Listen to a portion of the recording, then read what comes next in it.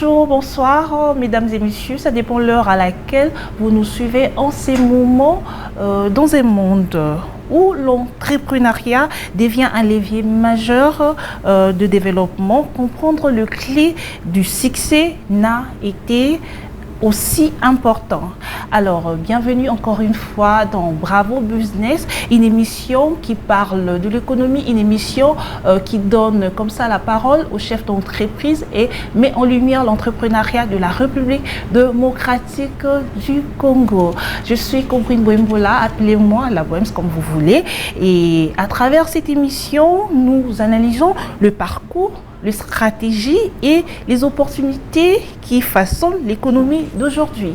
Déjà, pour la journée d'aujourd'hui, nous allons comme ça parler de métiers et emplois verts avec notre invité qui est un invité détail qui répond au nom de ingénieur Idriss Moufouka que je vais demander comme ça de faire son entrée. Bonjour madame. Bonjour ingénieur, vous allez bien? Je vais très bien, vous? Ok, puisque nous parlons de l'emploi vert et vous portez aussi une jolie cravate verte.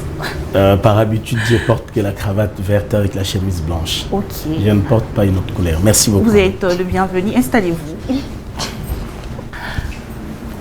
Voilà, à l'entrée de jeu, ingénieur Idriss, présentez-vous. C'est vrai que vous êtes ingénieur. Vous êtes ingénieur. Voilà, je disais, vous êtes ingénieur en génie électrique, expert en management de systèmes énergétiques et énergie renouvelable. Oui. Voilà. Alors, merci déjà pour l'invitation. D'accord. C'est vrai que j'ai beaucoup de casquettes, mais tout dépendra de la casquette qui vous mettra à l'aise pour qu'on puisse échanger. Ok. Et surtout qu'on parlera des métiers et emplois verts. Ok. Déjà, nous avons cette habitude. Chaque de nos invités, lorsqu'ils mettent le pied sur notre joli plateau, comme c'est Bravo Business comme émission, nous parlons du business, nous parlons de l'entrepreneuriat, nous parlons des affaires. C'est vrai, ça nécessite vraiment avoir un climat un peu particulier. Déjà, comment vous trouvez l'accueil dans notre chaîne de télévision? Alors, pour ne pas faire de l'hypocrisie, okay. Je suis très bien reçu. Okay. Et le plateau est très bien équipé. Bravo. Bravo, comme Bravo Télévision que vous suivez en ces instants, comme vous suivez aussi Bravo Business, votre émission. Très chers fidèles téléspectateurs, installez-vous.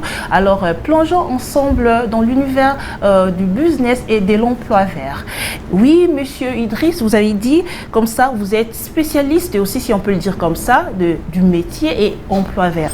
Déjà, dites-nous, s'il faudrait parler de l'emploi vert, comment définissez-vous l'emploi vert dans le contexte actuel? Alors, c'est une très belle question. Comme vous l'avez dit tout à l'heure, je suis parmi les initiateurs du concept emploi et métiers verts.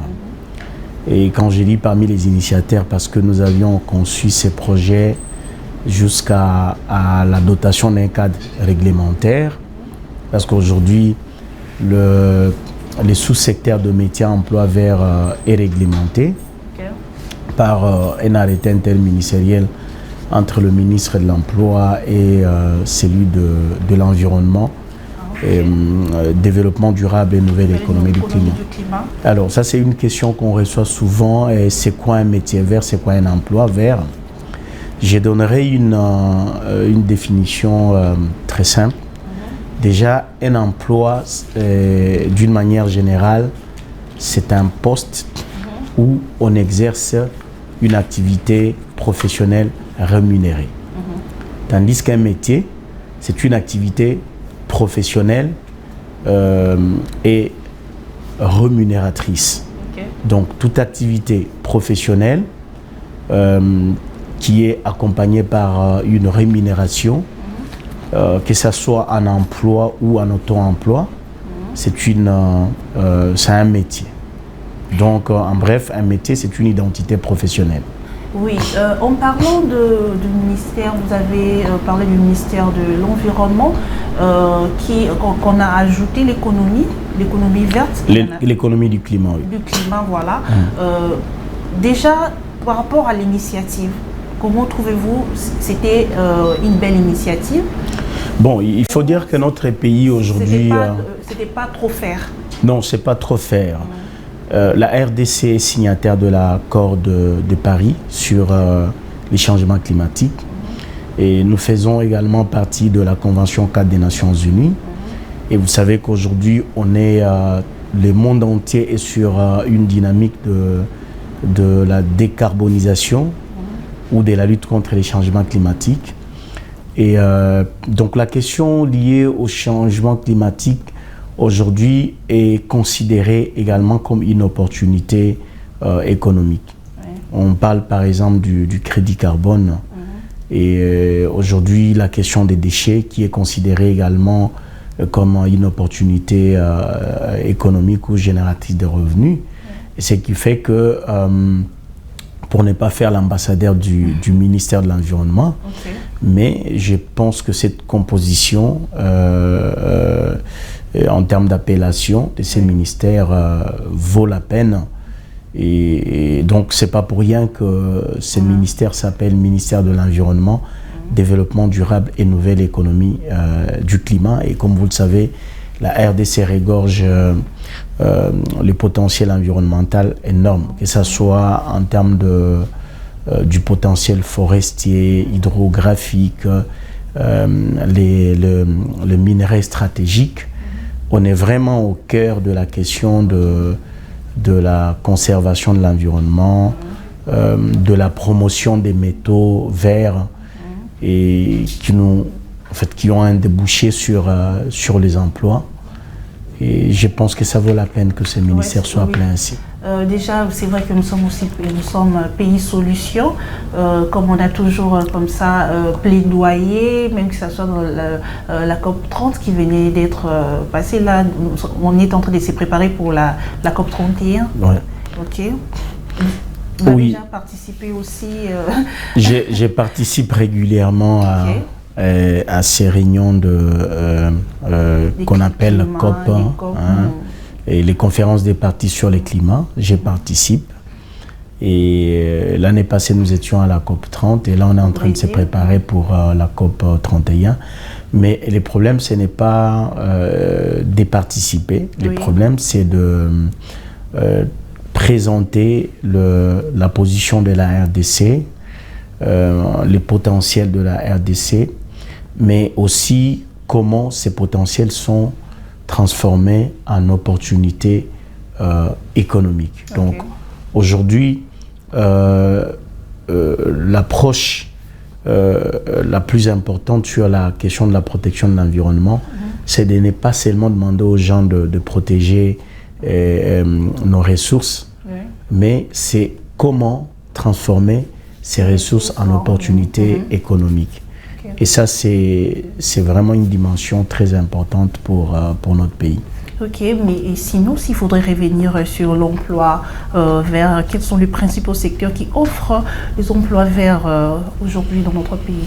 Alors, aujourd'hui, il faut dire que la question des emplois verts est au cœur non seulement de la protection de l'environnement, mais aussi des questions économiques dans notre pays. Et nous avons plusieurs secteurs aujourd'hui où on trouve les emplois divers. Vous avez par exemple le secteur de l'agriculture. Et donc, dans le secteur de l'agriculture, il y a plusieurs métiers. Déjà, l'agriculture durable, c'est considéré comme un sous-secteur vert. Vous avez les énergies renouvelables. Aujourd'hui, la RDC regorge un potentiel énorme sur le plan hydrographique, l'énergie solaire, la biomasse. Vous avez également, même dans les secteurs miniers, parce qu'aujourd'hui, il y a ce qu'on appelle le métaux vert. Donc, les minerais qui sont au cœur des nouvelles technologies de l'information. Donc, les coltans, vous avez les cobalt, vous avez... Et donc, aujourd'hui, les métiers verts sont devenus des métiers transversaux. Et c'est pour cette raison d'ailleurs que les concepts traditionnels définissent un métier vert comme toute activité génératrice de revenus, mais qui participe également à la protection de l'environnement. Donc aujourd'hui, chaque activité qui génère le revenu, mais qui apporte un apport sur la protection de l'environnement, est considérée comme métier vert. Mais dans ces métiers verts, s'il faudrait parler comme ça, s'il faudrait entrer dans le domaine d'entrepreneuriat, est-ce que nos jeunes sont assez sensibilisés sur la protection de l'environnement, sur les questions liées au climat? Est-ce que nos jeunes vraiment sont sensibilisés? Oui, on est sensibilisés, nous sensibilisons. Il y a les organisations de la société civile en RDC qui travaillent dans ces domaines. En fait, le goût aussi qui travaillent, mais travailler dans oui, ces domaines. Mais il faut dire que sur cette question, les responsabilités sont partagées. Okay. Déjà, les institutions ou les structures de formation en RDC n'ont pas des programmes axés sur tout ce qui va avec le métier vert. Il y a quand même une disparité. Donc, il y a certaines institutions d'enseignement supérieur qui régorgent des formations, par exemple, sur les énergies renouvelables, l'agriculture durable, ainsi de suite. Et donc, il y a quand même aujourd'hui un bon nombre de jeunes qui adhèrent ou qui veulent apprendre tout ce qui bouge autour des métiers verts, parce que ce sont des métiers qui sont recherchés aujourd'hui, mais qui participent aussi effectivement à la lutte contre les changements climatiques. Il y a une faible participation. Oui, vous avez raison, mais vous savez que c'est un concept qui n'est pas trop maîtrisé dans notre pays. Déjà, je vous ai dit, il n'y a pas assez d'institutions d'enseignement, que ce soit techniques ou universitaires, qui ont des départements spécifiques en ce qui concerne ces domaines. Mais il y a quand même des avancées aujourd'hui. Il y a beaucoup de jeunes qui sont par exemple dans l'éco-entrepreneuriat, ce qu'on appelle l'entrepreneuriat vert aujourd'hui. Ils sont par exemple dans la valorisation des déchets plastiques, ceux qui produisent des pavés à partir des déchets plastiques. Il y a ceux qui sont par exemple dans les domaines de l'agriculture durable, et en commençant par la production de compost, des aliments de bétail, l'élevage. Donc il y a quand même de l'évolution. Si vous allez par exemple dans certaines parties de notre pays, les nord et les sud Kivu, ce sont ces parties qui sont très avancées. Vous allez également à la province, la Grande Orientale. Il y a pas mal de jeunes qui sont en train de travailler. Et même ici à Kinshasa, il y a des jeunes qui sont très engagés et dans ces domaines, mais qui demandent l'appui de l'État. Voilà, ça nécessite vraiment de moyens. Oui, ça demande l'appui de l'État congolais. Et nous sommes convaincus qu'aujourd'hui, avec la présence de FOGEC, ANADEC, il y a quand même des avancées et nous avons l'espoir que les choses pourront s'améliorer de plus en plus. Mais quelles sont les compétences, quelles compétences sont le plus recherchées dans le métier vert? Bon, il faut dire que déjà, généralement, pour accéder à un métier, il y a ce qu'on appelle de prérequis, qu'il faudrait avoir donc les connaissances des bases ou les connaissances élémentaires qui vont vous faciliter l'acquisition des compétences pivots dans le cadre d'un métier. Et spécialement dans les domaines de métiers verts, ils sont catégorisés par sous-secteur. Par exemple, le métier qui sont dans les domaines de l'énergie, tout ce qui va avec les énergies renouvelables. L'une des conditions, la personne doit avoir au minimum des notions sur l'électricité des bâtiments, de métiers qui sont liés à l'agriculture. Mais il y a aussi ce qu'on appelle la reconversion. Et donc, il y a moyen aujourd'hui d'adhérer dans cette dynamique d'apprentissage des métiers verts, peu importe votre domaine. Vous êtes journaliste, ça ne vous empêche pas d'apprendre un métier dans les domaines de l'agriculture. Vous êtes juriste, ça ne vous empêche pas d'apprendre comment élever les poissons. Et donc, tout dépend du dispositif d'accueil.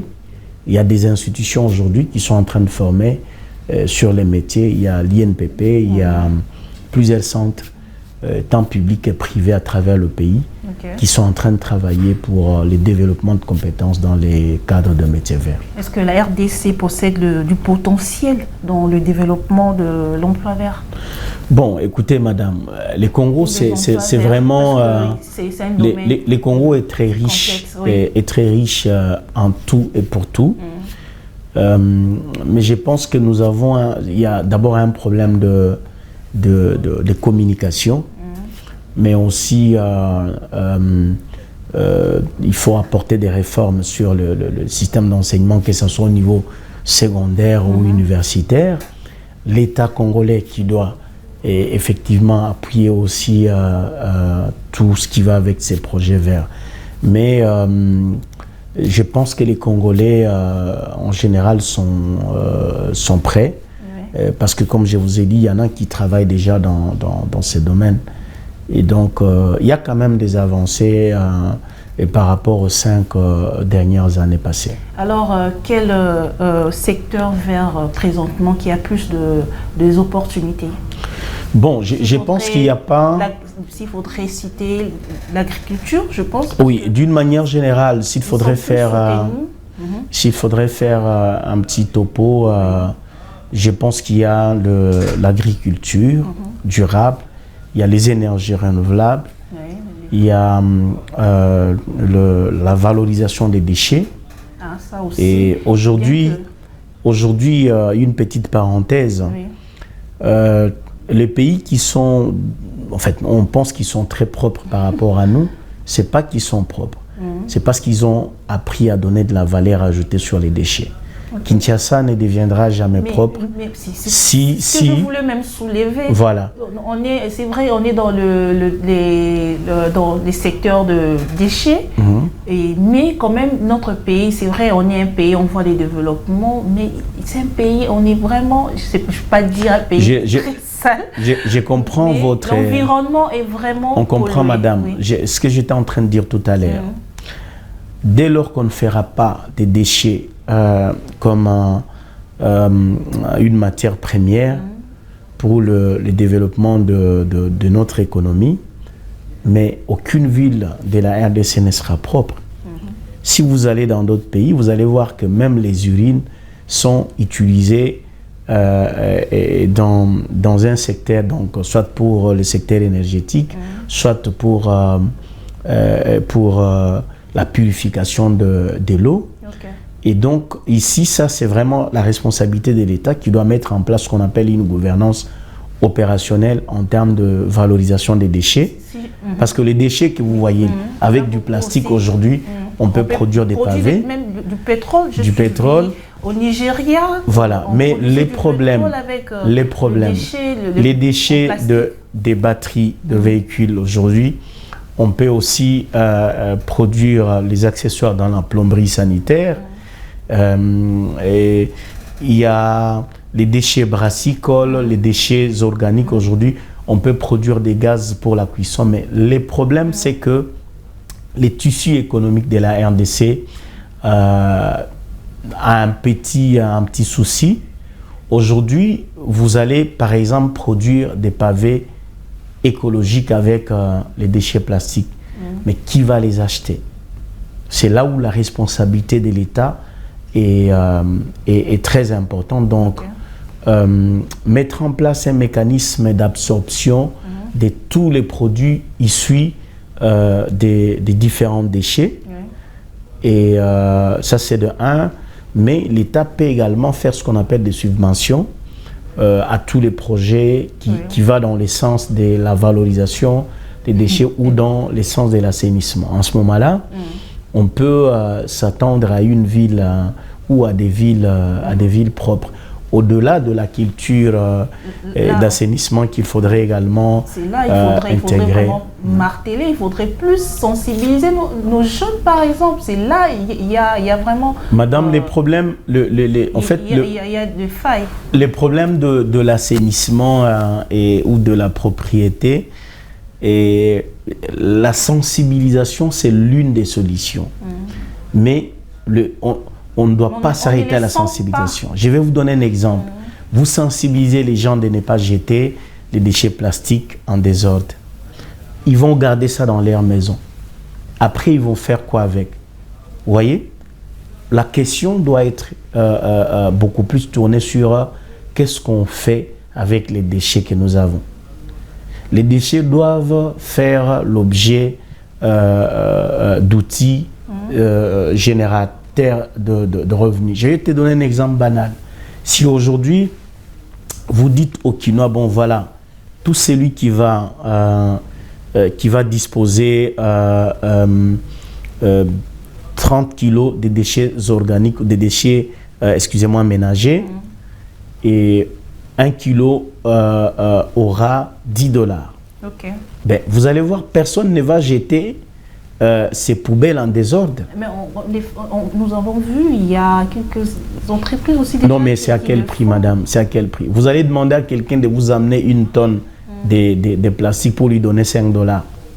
Ben, déjà, les risques qu'il est en train de faire pour ramasser ces déchets, et dès qu'il tombe malade, l'argent qu'il a gagné dans la vente ne va pas le permettre de se faire soigner. Donc, il y a vraiment une nécessité sur cette question-là, qu'au-delà de la sensibilisation, qu'au-delà de la formation sur la valorisation des différents déchets, mais il faut une politique d'appui aux entrepreneurs ou aux entreprises qui sont dans ce secteur avec beaucoup d'équilibre en termes de quantité de déchets, comment ramasser et par rapport au prix de vente. Mais nos universités aussi ont un rôle à jouer pour pouvoir comme ça booster. Mais effectivement, madame, toutes les institutions d'enseignement ou d'éducation, que ce soit au niveau secondaire, au niveau primaire, en principe, on aurait dû même avoir des programmes de petits modules de sensibilisation environnementale.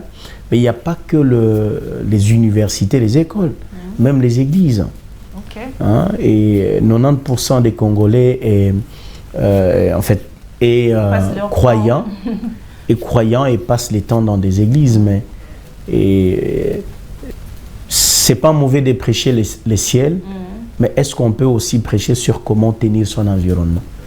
Vous voyez? Si aujourd'hui... responsabiliser les églises non, madame. En fait, les responsabilités sont partagées. La question de l'employabilité verte, la question de l'assainissement, la question de faire en sorte que les déchets deviennent une opportunité d'emploi, c'est une question qui concerne tout le monde, déjà au niveau de la famille.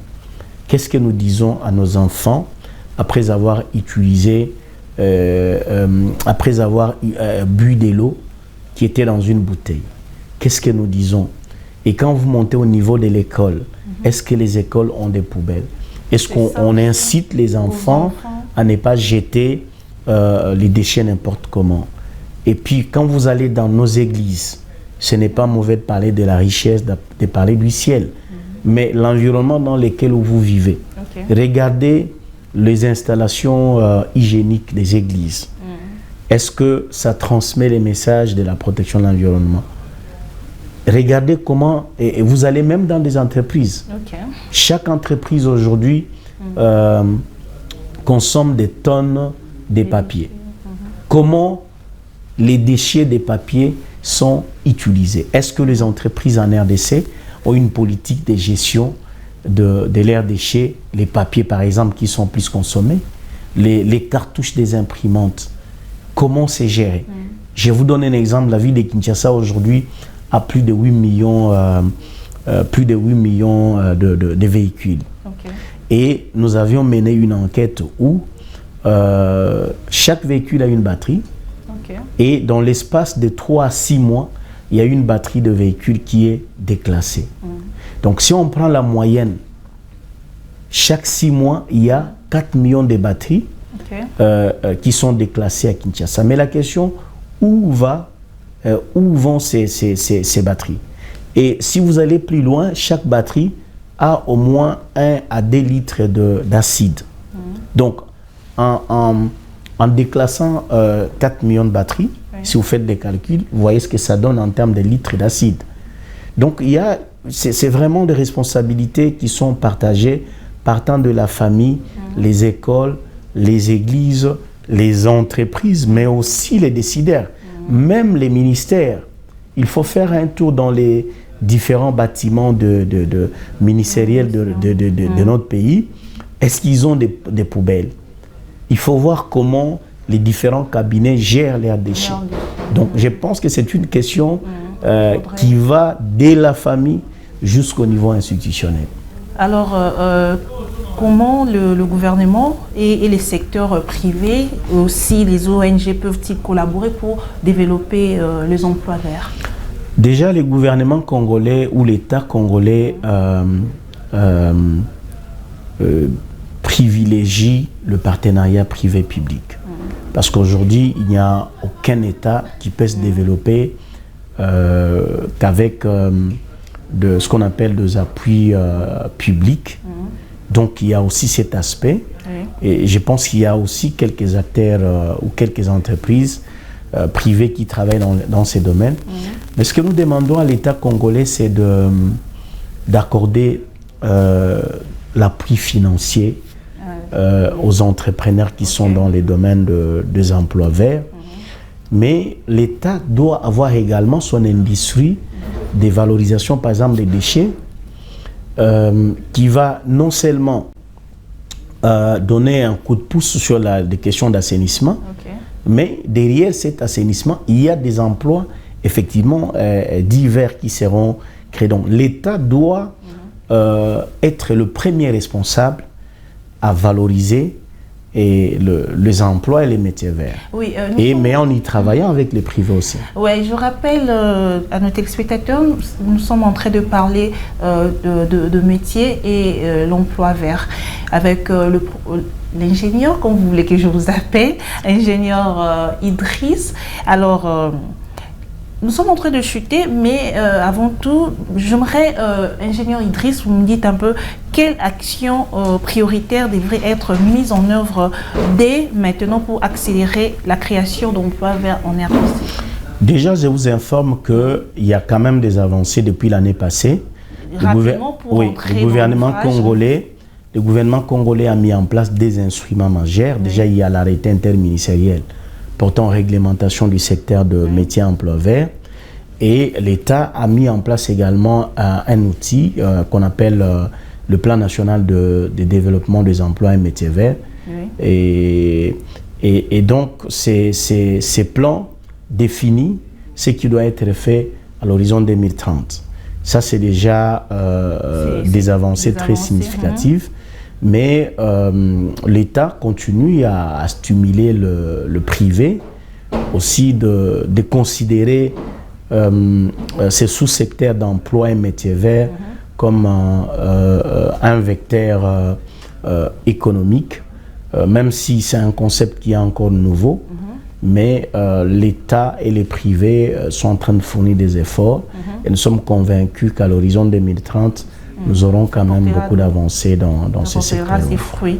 Et parlons de cet ouvrage que vous préparez pour le vernissage, dénommé Antonior, des sorties de la crise énergétique en RDC. Qu'est-ce que nous garde ou qu'est-ce que nous devons comprendre par cette œuvre? Alors, il faut dire que madame, à notre pays où vous êtes congolaise, vous savez que la RDC, au-delà de ses potentiels énergétiques, nous sommes parmi les pays les plus pauvres en termes du taux d'accès à l'énergie. Sur plus de 100 millions d'habitants, il n'y a que 10% de la population congolaise qui a accès à l'énergie. Et sur ces 10%, il y a le 9% pour les milieux urbains et puis 1% en milieu rural. Et pourtant, le 70% de la population congolaise, c'est un milieu rural. Et ce qui fait que face à cette contrainte, ça sera impossible pour que le Congo puisse se développer parce que aujourd'hui, il n'y a pas de développement sans énergie. On est sur ces plateaux parce qu'il y a de l'électricité. Il suffit seulement qu'il y ait coupure je pense qu'on va arrêter de faire cette émission. Exactement. Et donc, en tant qu'expert, ça fait 17 ans que je suis dans le secteur de l'énergie. À travers cet ouvrage, nous sommes en train de proposer aux décideurs, à l'État congolais, des stratégies, des sorties à cette crise. Et donc, mon ouvrage Entonnoir des sorties de la crise énergétique de la RDC, qui verra le jour. Déjà le vernissage, c'est le 15 juillet. Oui. Et donc, c'est un ouvrage qui préconise des solutions, que ce soit pour les décideurs, pour les opérateurs ou les acteurs privés, mais aussi pour des institutions d'enseignement supérieur où il faudrait apporter des réformes institutionnelles, des réformes en termes de programmes, mais aussi viabiliser ces secteurs clés, parce qu'aujourd'hui, comme nous le disons toujours, on peut avoir des élections crédibles, mais dès lors que le Congo ne va pas stabiliser son secteur énergétique, il n'y aura pas de développement. Oui, nous allons passer comme ça à la rubrique regard sur l'entrepreneur. Alors, notre regard d'aujourd'hui est fixé sur le jeune entrepreneur au nom de Willem Ifunga, qui nous avons comme ça, nous l'avons rencontré, ou nous avons découvert cet entrepreneur sur les réseaux sociaux. Il est développeur de projets agricoles et CEO de Moana Bilanga. Oui, dites-nous, cher ingénieur Idriss, en rapport avec ce jeune entrepreneur qui est déjà aussi dans les secteurs, dans le métier et l'emploi vert, s'il faudrait le dire comme ça. Et il est agriculteur et puis CEO de Moana Bilanga. Nous avons comme ça rencontré cet entrepreneur, ou nous avons découvert cet entrepreneur via les réseaux sociaux TikTok. Est-ce que vous avez un mot? Je peux que l'encourager parce que c'est ce qui devrait être fait. Nous devons briser cette mauvaise conception. On pense que l'agriculture, c'est seulement pour des gens qui n'ont pas étudié. Et c'est comme ça que vous entendez dans nos églises souvent les gens dire Nazaki Mutabilanga. Voilà. On a l'impression que faire l'agriculture, c'est être une personne négligée. Au contraire, nous tous, en principe, chaque Congolais doit être un agriculteur. Chaque Congolais. Et je peux même le dire en lingala, chaque Congolais faut avoir un mukalanae, il y a moins matembele, il y a moins ndunda, il y a moins pilipi. Et c'est de cette façon-là que nous allons sortir notre pays de la crise alimentaire. Oui, nous allons nous lever puisque c'est déjà la fin. Merci. Vous allez regarder votre caméra juste là devant et vous avez un mot de la fin et on vous permet aussi de faire deux petites dédicaces. Merci madame. Et parlez-nous aussi, ou peut-être inviter rapidement les gens à venir lors du vernissage de mon ouvrage. Voilà. Le petit message que je vais donner à tous les Congolais, nous devons aimer notre pays. Aimer le Congo, c'est travailler pour le développement de ces pays. Je vous invite tous à migrer vers l'apprentissage de métiers verts. Que vous soyez juriste, journaliste, tous, nous pouvons apprendre de l'agriculture et c'est de cette façon-là que nous allons lutter contre la crise alimentaire et c'est de cette façon-là que nous allons booster l'économie de notre pays. Et je salue tous les Congolais et surtout aujourd'hui c'est un jour exceptionnel, on a les matchs. Vraiment, et donc coup de chapeau à notre équipe. Et nous avons la conviction, pour ne pas dire la foi, que nous allons gagner ces matchs. Merci. Voilà, merci monsieur ingénieur Idriss Moufuka Koudié. Merci, c'était un plaisir de vous avoir ou de vous accueillir sur notre plateau. Merci, Bravo Business. En tout cas, vous étiez très pertinent. Là, nous sommes arrivés à la fin. J'ai dit comme ça, merci à l'équipe technique qui m'accompagne pour ces nouveaux numéros de Bravo Business. Je vois HK, je vois Samuel et j'ai dit comme ça merci au chef Housson des productions, merci les grands HK Honoré Kabongo, le boss, les big boss. Merci pour la confiance et surtout pour la qualité. Et merci à Urbain Ngongo, le réalisateur le plus frais. Quant à moi, retrouvez-moi prochainement avec le même plaisir. Ciao, ciao.